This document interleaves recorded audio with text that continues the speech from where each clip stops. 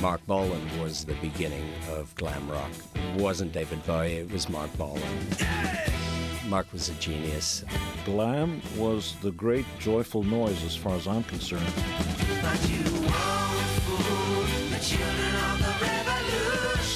The jean-clad hippie was something we rebelled against. The idea really was that rock music could be any kind of music and could do anything, you know, and that was the intention. He walked out on stage and went, woo, and the girls went, ah! Girls like boys who look pretty. So I kept thinking to myself, if they just look like beautiful boy dolls on stage, it'll be perfect. When the whole glam thing appeared, he suddenly found his station in life. I think he truly discovered what he was. It was like getting ready for a tribal war or something like that. You know, you were putting all your stuff on. It timed with gay liberation. It came in time with the girlification of us butch boys. We just haven't got a clue what to do. The great thing about glam was you could be Bowie, and whether people thought you were gay or not didn't matter. Not only is it okay, it's cool. It was all great and cool because it was done in the world of rock and roll, which meant there are no rules. You need some gay guys in bands every now and then just to spice it up. Come on. To me, it was all about taking something and making it into something extraordinary, something that people had never seen before.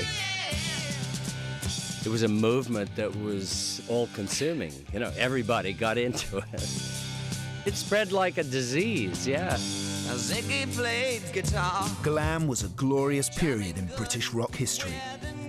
Emerging as a reaction against the earnest self-importance of prog rock and psychedelia, glam celebrated a return to the frivolous basics for which rock and roll had originally been condemned. I'm Gary Kemp, and in tonight's program we'll explore the birth of glam, in particular the creative rivalry that drove Mark Bolan and David Bowie to push musical and artistic boundaries in a surge of satins, sequins, and sex.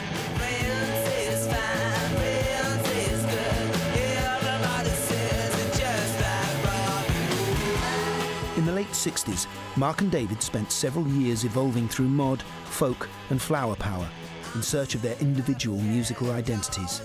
On their journeys of discovery, they each came to work with Tony Visconti, who arrived in London from New York in April 1967 as an assistant to producer Denny Cordell. Having worked on sessions for Manfred Mann and The Move, Tony then went looking for his own acts to produce. I opened up a copy of the International Times counterculture magazine that we had in those days, and I saw a recurring advert for a band called Tyrannosaurus Rex. So I went down to Middle-earth night at the UFO Club in Tottenham Court Road to check them out.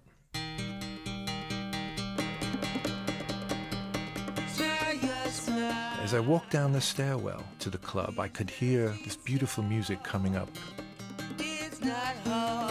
And when I walked into the club, I saw about 200 kids sitting cross-legged on the floor, and they were listening very attentively to a duo on the stage.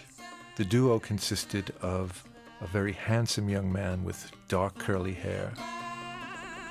He was kind of dressed in ragamuffin clothes, and his partner was dressed kind of the same way and had long straight hair and was wearing dark glasses. And this was Tyrannosaurus Rex.